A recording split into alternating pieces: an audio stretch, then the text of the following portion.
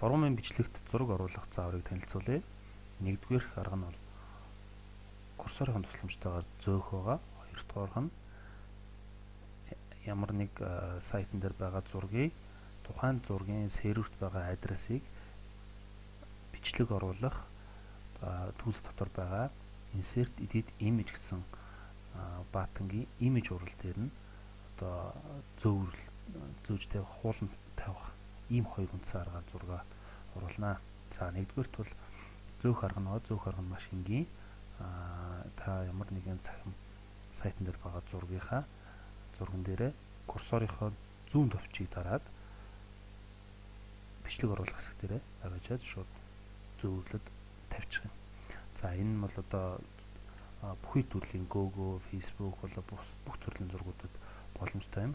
Гагцхүү флеш болоод слайд шоу зургнууд дээр энэ зураг нь заримдаа орохгүй байх тохиолдол байдаг. Тэгэхээр тийм байгаа зургийг өмнө үзэх хэлбэрээр нь харж агаад оруулах боломжтой юм. За жишээлбэл одоо Facebook дээр байгаа зураг байвал энэ зургаа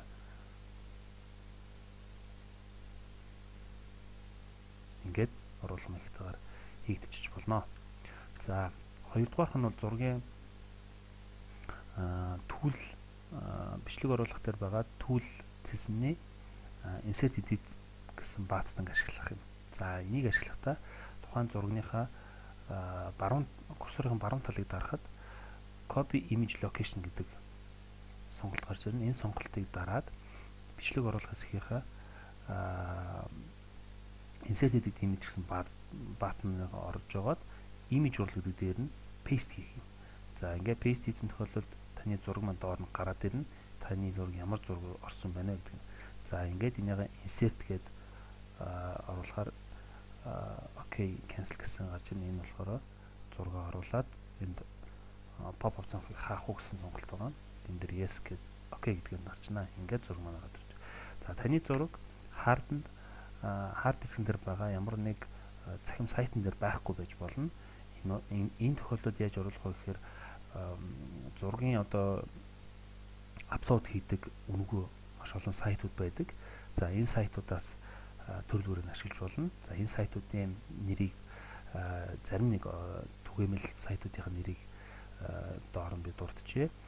Мөн та Facebook ашиглаад өөрийнхөө зургийг оруулах бололцоотой. За жишээлбэл post image org гэдэг энэ үнэгүй зураг оруулах сайтыг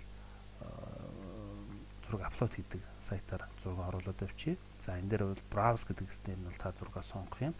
Энэ дээр зураг сонгохдоо за ямар нэг зураг оруулаад тэр зураг family save гэд аплод хийчих юм байна. Ингээд аплод хийсэн зураг маань өөрөө энэ post image org гэдэг сайтн дээр зураг маань байрлаж байна гэсэн үг. Энэ байрлсан зураг дээр нь бол одоо view гэдэг үзэх хэлбэртэйгээр болоод мөн copy image location гэдэг аль аргуудаа ашиглаад бичлэг рүүгээ оруулах боломжтой юм аа.